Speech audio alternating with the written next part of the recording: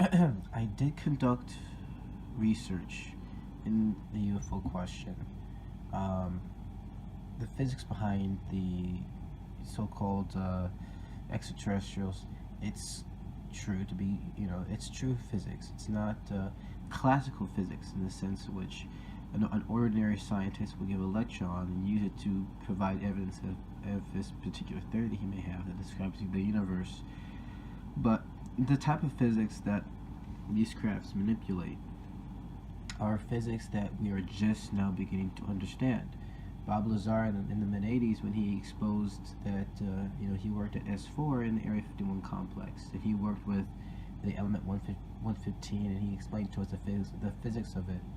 It took up until 2012 is when we discovered element 115 and particle accelerators, and the particular characteristics that were obvious at first glance were identical to the characteristics that Bob Lazar told us in the mid-80s, and then we did a few tests on it. It was atomically and molecularly in harmony. It was a perfect geometric structure. If you do add a proton to the mix, it will transmute to 116 and it will break apart, release enormous amounts of energy, and it would release dark energy, antimatter basically, and all the stuff though he predicted. I wouldn't say it's a prediction because he actually saw firsthand. He told us that this element existed with the exact same characteristics that we discovered in the laboratory, and it took us almost 30 years to come across that same piece of evidence ourselves and see the characteristics through our eyes to finally see, okay, maybe there was something to what he was saying.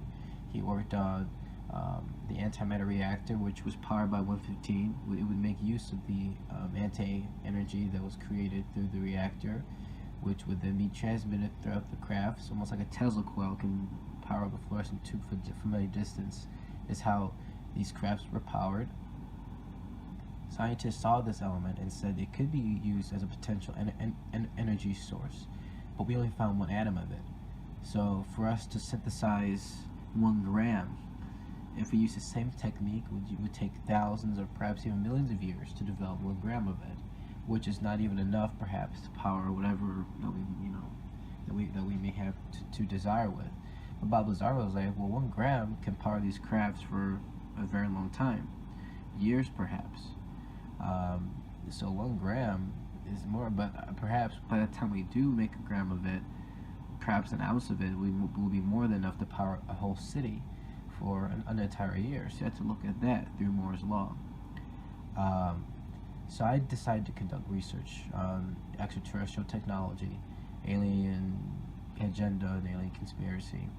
I interviewed a lot of people who claimed to have worked in positions to where this information was as reachable as going to the local Yellow Book pages to find out the number of local store or somebody that you may know that you saw in the store.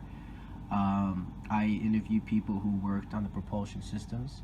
I've interviewed teens whose fathers have worked in positions near this, or at least have an idea of what was going on. And I've actually incorporated some of that physics into my rocket research when I was building rockets around freshman year of high school.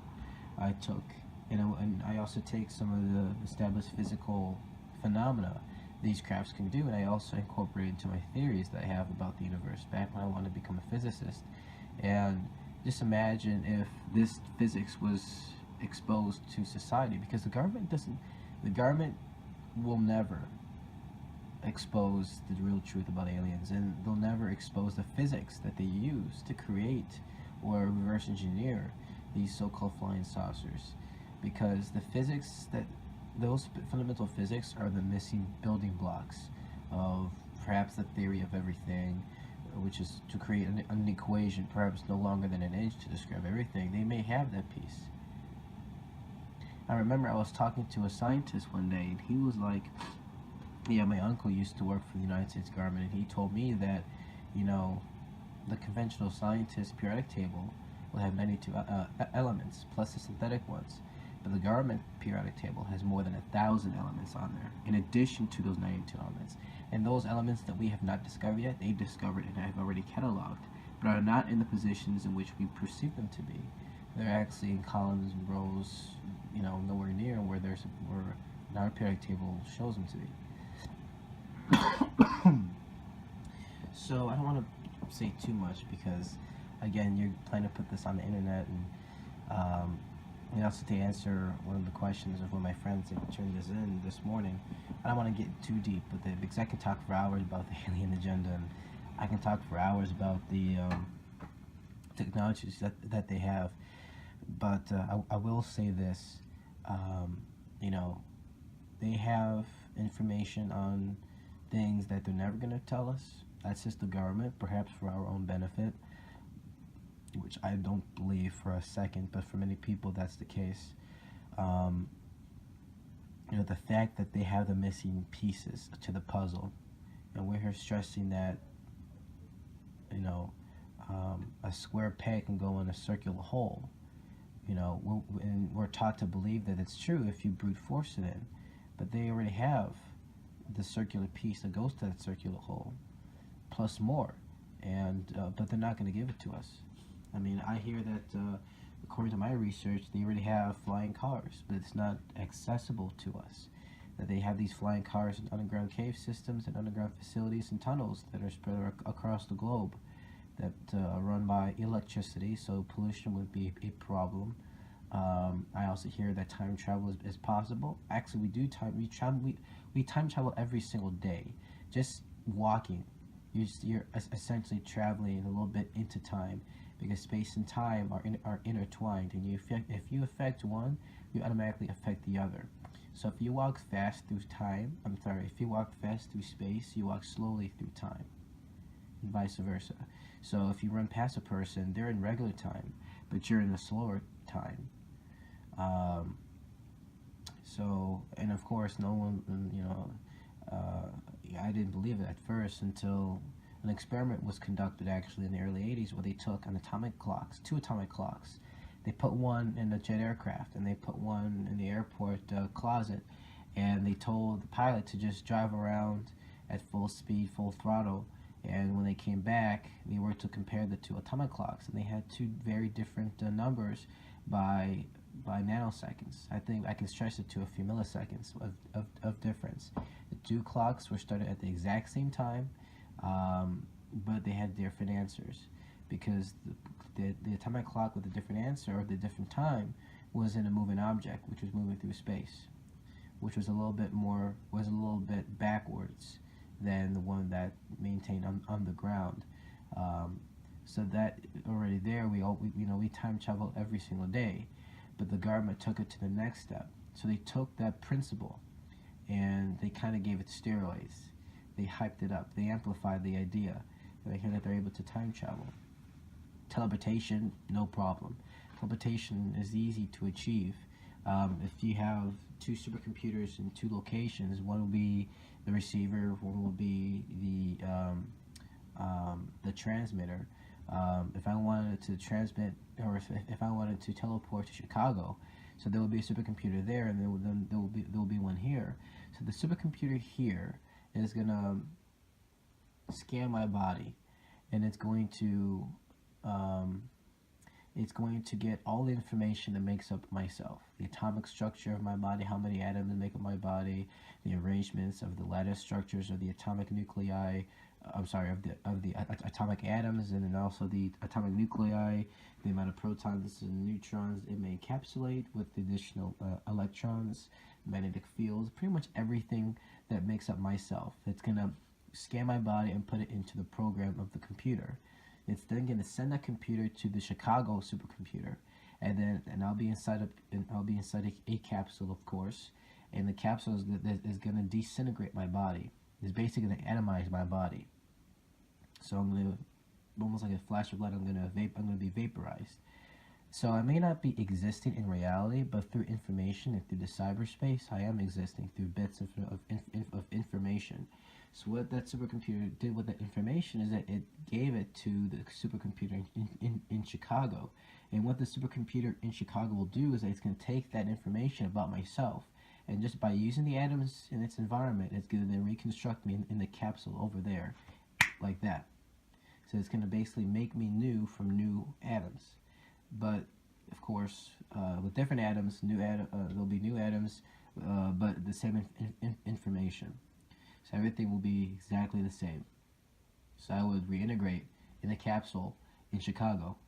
That's how you would teleport. So it's not a matter of teleportation of the physical sense. It's the teleportation of information into, through quantum mechanics, reconstructed information. And government has done that. My research proves that they've done that. Are they going to give it to us? Absolutely not. Would I want to go in there? No, because if even a point of a percent of information is not included in that process, you're looking at catastrophic effects.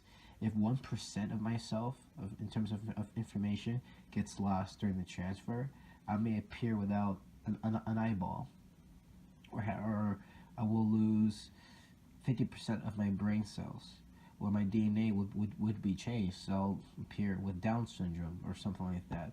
So stuff like that could surface. But again, my research says that they perfected the technology a long time ago, actually, in the mid-'80s. They perfected this. So imagine what they have now. I remember I was talking to a lawyer, and he claimed to have pictures, because he used to work at facilities like Area 51, not at Area 51, but places like it. And he claimed to have pictures, because they have pictures of people teleporting and time traveling. He has pictures of people from the present and the past. He has pictures of Abraham Lincoln with his Union soldiers lined up, with one of our guys in the very back with the Polaroid camera with goggles on and with an 80s sweatshirt and a shirt and shorts, and a bunch of other pictures. And I showed, and these were Polaroid pictures, and they've been tested. They have been faked.